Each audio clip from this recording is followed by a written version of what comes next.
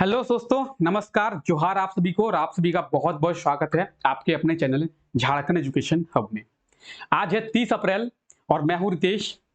30 अप्रैल से झारखंड के जितने भी इंपॉर्टेंट करंट अफेयर्स बनेंगे, आज हम लोग उन करंट अफेयर्स के बारे में चर्चा करने वाले हैं, बात करने वाले हैं।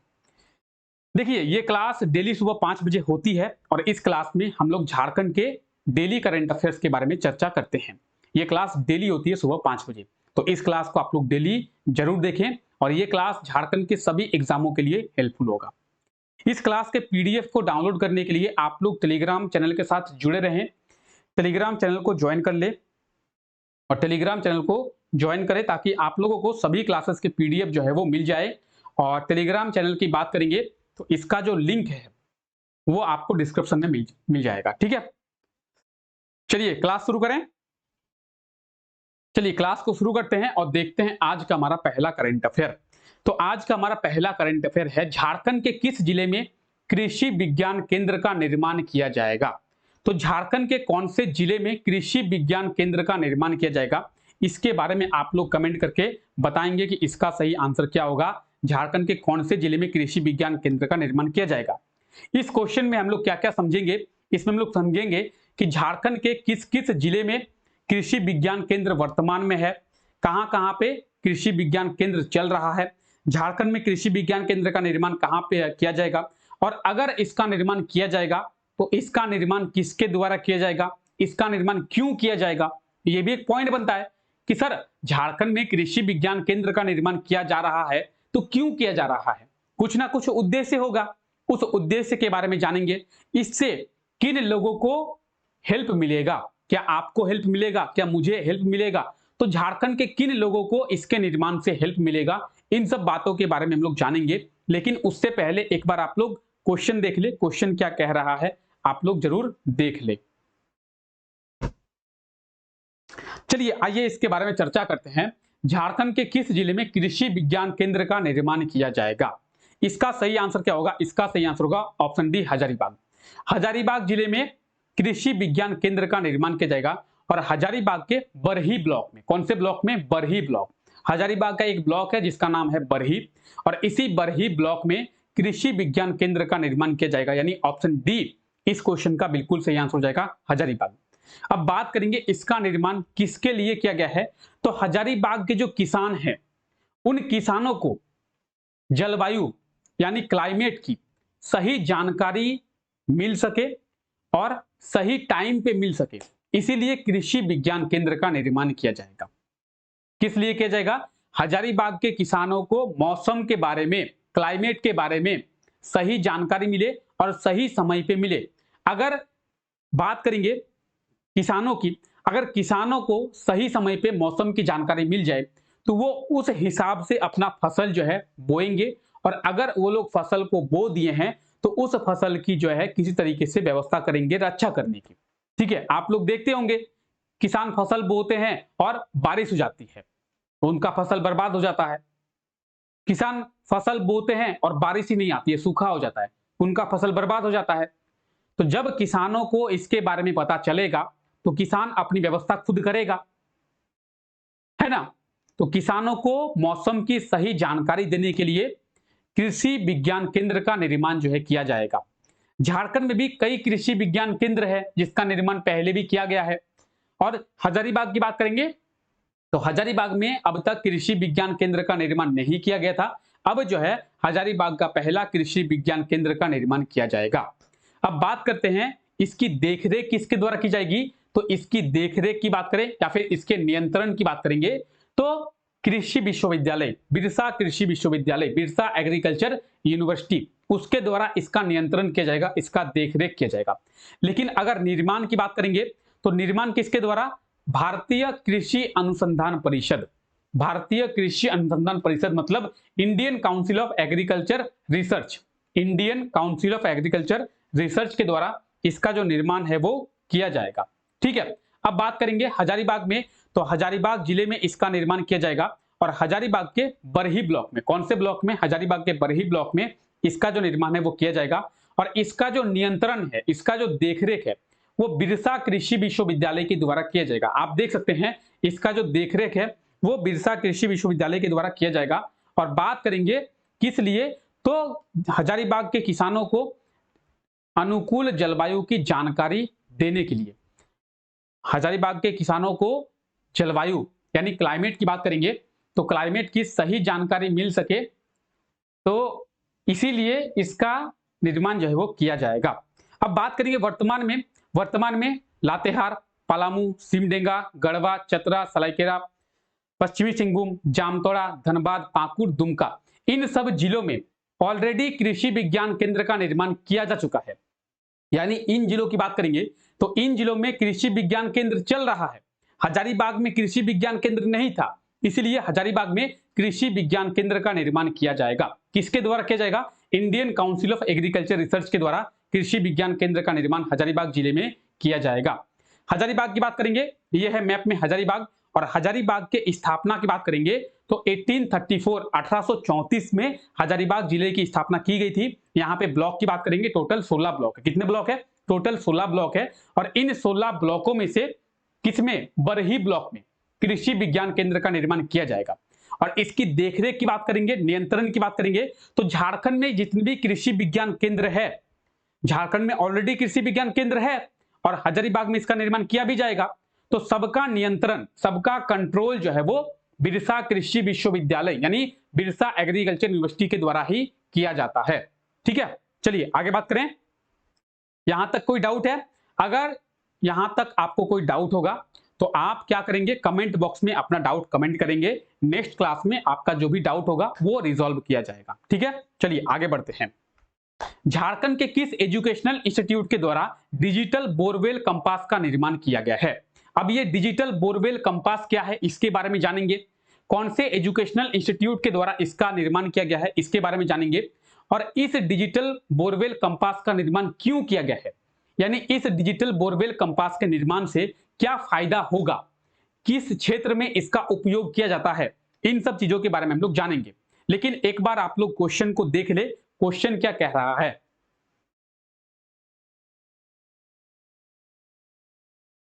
आइए इसके सही आंसर की बात करते हैं।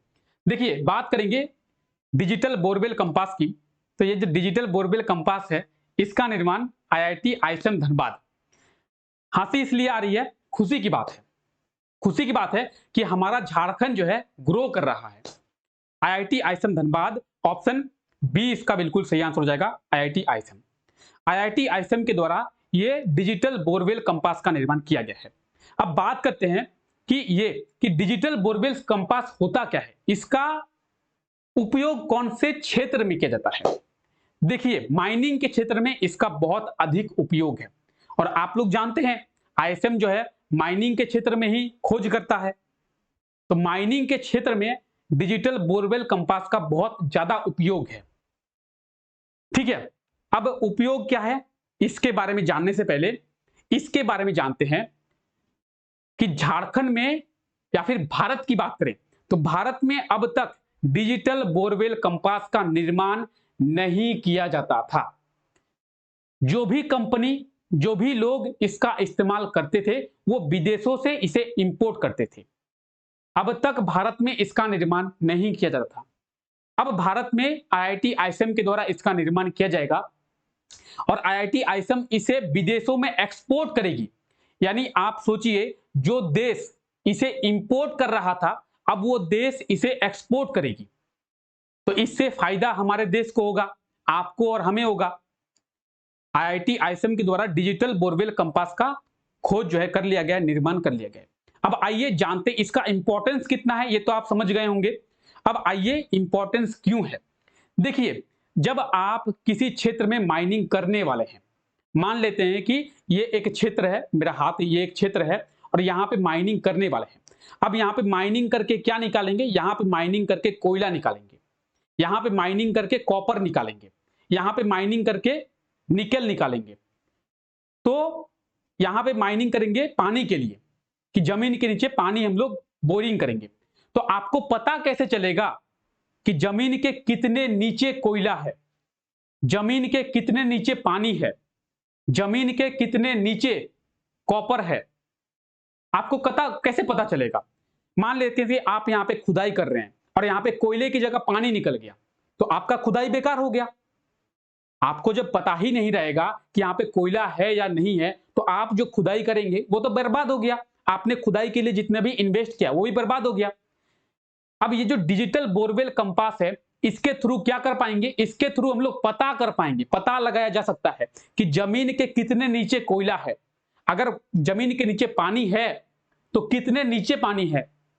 मान लेते हैं कि आप अपने घर में बोरिंग करवाते हैं, आप अपने घर में नल लगवाना चाहते हैं, उसके लिए आप जो है बोरवेल का उपयोग कर रहे हैं, ठीक है।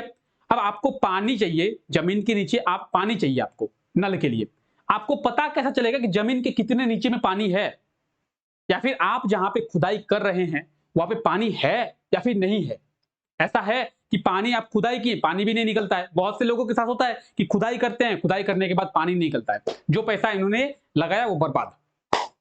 तो इसी डिजिटल बोरवेल कंपास के जरिए हम चीजों का पता लगा सकते हैं कि जमीन के नीचे है, और अगर है तो कितने नीचे है, ठीक है। अब आईआईटी आईएसएम के द्वारा इसका निर्माण किया गया है, और अब जो है विदेशों में इसे निर्यात यानी एक्सपोर्ट किया जाएगा।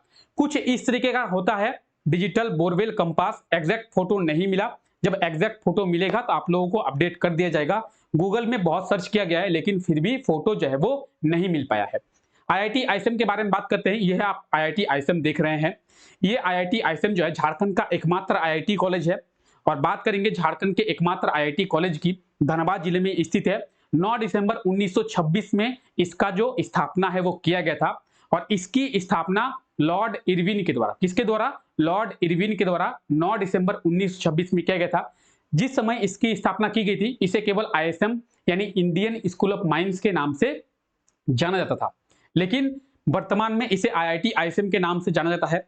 यानी पॉइंट ये आता है कि जिस समय इसका निर्माण किया गया था वो आईएसएम, वर्तमान में आईआईटी आईएसएम, तो कभी ना कभी इसे आईआईटी का दर्जा दिया गया है। और एग्जाम में यही क्वेश्चन पूछा जाता है कि आईएसएम को आईआईटी का दर्जा किस वर्ष दिया गया है। वर्ष 2016 में, वर्ष 2016 में इसे आईआईटी का दर्जा दिया गया है। यानी 2016 के पहले झारखंड में कोई भी आईआईटी कॉलेज नहीं था। 2016 में इसे आईआईटी का दर्जा दिया गया, और झारखंड में वर्तमान में केवल एक ही आईआईटी कॉलेज है जो है आईआईटी आईएसएम, ठीक है। चलिए यहां तक क्लियर है। चलिए आगे बात करते हैं। हाल ही में कब से India international mega trade fair की जो शुरुआत है वो किया गया है। India international mega trade fair, इसकी शुरुआत कब से किया गया है। इसका जो भी सही आंसर होगा आप लोग कमेंट करके बताएंगे। India international mega trade fair का आयोजन क्यों, कब से किया गया है। अब इसके बारे में बात करेंगे। इसके बारे में हम लोग पहले भी देखे थे, इसके बारे में तो आप लोगों को बहुत बार बताया गया है। अभी इसका आयोजन कर लिया गया है, इसीलिए हम लोग इसके बारे में जानेंगे। इसका उद्घाटन किनके द्वारा किया गया है, इन सब चीजों के बारे में जानेंगे। अब इसके सही आंसर की बात करेंगे तो आप सभी को इसका सही आंसर पता होगा। 28 अप्रैल से 8 मई तक India international mega trade fair का आयोजन रांची के मोहराबादी मैदान में किया गया है। इसके बारे में आप लोगों को पहले ही बताया गया है। इसमें एक चीज इंपॉर्टेंट है, क्या, इसका उद्घाटन। और इसका जो उद्घाटन है झारखंड के राज्यपाल कौन, सीपी राधाकृष्णन, ठीक है। झारखंड के राज्यपाल हैं सीपी राधाकृष्णन, और उन्हीं के द्वारा इसका उद्घाटन किया गया है। इस ट्रेड फेयर में क्या होगा, इस ट्रेड फेयर में लगभग 400 से भी ज्यादा स्टॉल लगेंगे, लगभग 400 से भी ज्यादा स्टॉल लगेंगे, और लगभग 4000 से भी ज्यादा प्रोडक्ट्स जो है बेचे जाएंगे।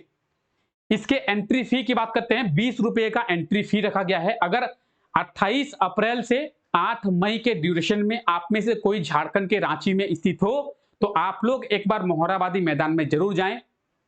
20 रुपए आप लोग एंट्री फी देंगे, तो उस 20 रुपए से आपको कुछ मिले या ना मिले, लेकिन आपको नॉलेज और एक्सपीरियंस जरूर मिलेगा कि 20 रुपए में जो इंडिया इंटरनेशनल ट्रेड फेयर है वो कैसे होता है, जो ट्रेड फेयर होता है वो कैसे होता है। तो बात करेंगे इसके चीजों की। इसका आयोजन जो है 28 अप्रैल से किया गया है रांची के मोहराबादी मैदान में, और 8 मई तक इसका आयोजन किया जाएगा। यहां से एक चीज और इंपॉर्टेंट है, किसके द्वारा किया गया है, झारखंड चेंबर ऑफ कॉमर्स के द्वारा। किसके द्वारा, झारखंड चेंबर ऑफ कॉमर्स के द्वारा इसका जो आयोजन है वो किया गया है। इसका उद्घाटन झारखंड के राज्यपाल सीपी राधाकृष्णन के द्वारा किया गया है। बात करेंगे मेगा ट्रेड फेयर की, तो 28 अप्रैल से 8 मई, ठीक है। और इसमें लगभग 15 राज्यों के, भारत के 15 राज्यों के स्टॉल जो है वो लगेंगे और 9 देशों के स्टॉल जो है वो लगेंगे। ठीक है, चलिए आगे बात करें। आइए आगे बात करते हैं। हाल ही में कब से झारखंड में राज्य स्तरीय स्वच्छता पखवाड़ा अभियान की शुरुआत किया गया है? झारखंड में राज्य स्तरीय स्वच्छता पखवाड़ा, इसकी शुरुआत कब से की गई है? अब ये स्वच्छता पखवाड़ा है क्या, और अगर इसकी शुरुआत की गई है तो क्यों इसकी शुरुआत की गई है, इसके बारे में जानेंगे। लेकिन एक बार आप लोग क्वेश्चन को जरूर देख लें।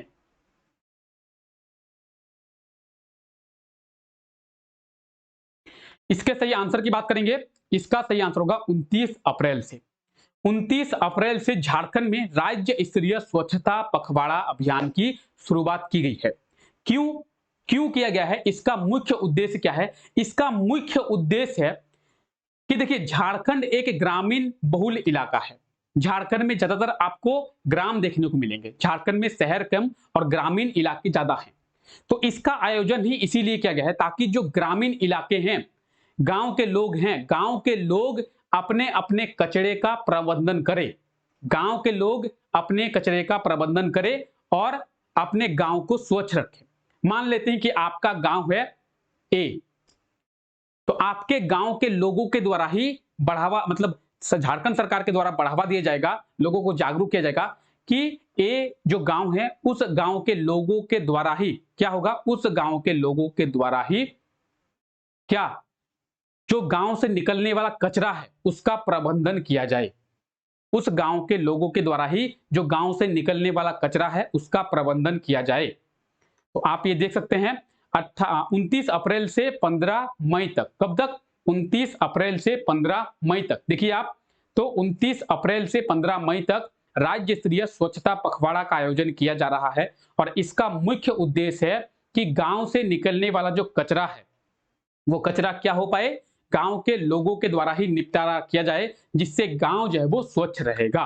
ठीक है, चलिए आगे बात करते हैं। हाल ही में कब इंटरनेशनल डांस डे, अंतरराष्ट्रीय नृत्य दिवस मनाया गया है? अब नृत्य की बात करेंगे तो झारखंड के भी कई सारे नृत्य हैं, झारखंड के जनजातियों के द्वारा भी कई सारे नृत्य किए जाते हैं। ठीक है, अब बात करेंगे इंटरनेशनल डांस डे की। ये जो है कब? तो 29 अप्रैल को प्रतिवर्ष मनाया जाता है इंटरनेशनल डांस डे, अंतरराष्ट्रीय नृत्य दिवस।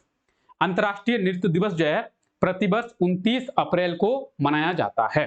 ठीक है, तो 29 अप्रैल को प्रतिवर्ष अंतरराष्ट्रीय नृत्य दिवस यानी इंटरनेशनल डांस डे मनाया जाता है। और झारखंड के लिए ये इंपॉर्टेंट क्यों है? क्योंकि झारखंड के लोगों की भी बहुत सारे डांस है, झारखंड के लोग भी मतलब इस दिन को मनाते हैं। झारखंड के जो जनजातीय लोग हैं उनकी भी अलग अलग परंपरा है, उनकी भी अलग अलग नृत्य हैं जो किए जाते हैं झारखंड के अलग अलग जनजातियों के द्वारा। ठीक है, तो इंटरनेशनल डांस डे में जो लोग हैं उनको डांस को बढ़ावा मिल पाता है। ठीक है, अब देखिए ये जो क्वेश्चन है, ये क्वेश्चन आपसे पिछले क्लास में पूछा गया था। हाल ही में प्रधानमंत्री के मन के बात के 100वें एपिसोड में क्या नेशनल मेगा कॉन्क्लेव में कितने व्यक्तियों को न्योता दिया गया है? 2 व्यक्तियों को न्योता दिया गया है। ठीक है, एक्चुअली हुआ क्या? एक्चुअली हुआ यह है कि आज जो है क्वेश्चन आप लोगों के लिए लाया ही नहीं गया है।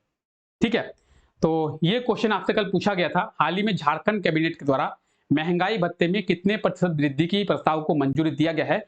तो इसका सही आंसर होगा 4%। ठीक है, 4% इसका बिल्कुल सही आंसर हो जाएगा। और आज आप लोग क्या क्वेश्चन का आंसर देंगे? तो आज आप लोग कमेंट करके आंसर देंगे क्या, झारखंड के पहले chief justice, Jharkhand high court के पहले चीफ जस्टिस कौन थे?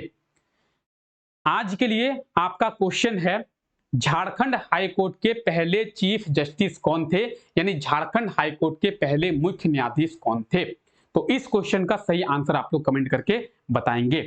तो चलिए मिलते हैं आपसे अगले क्लास में, तब तक के लिए thank you, take care, bye bye.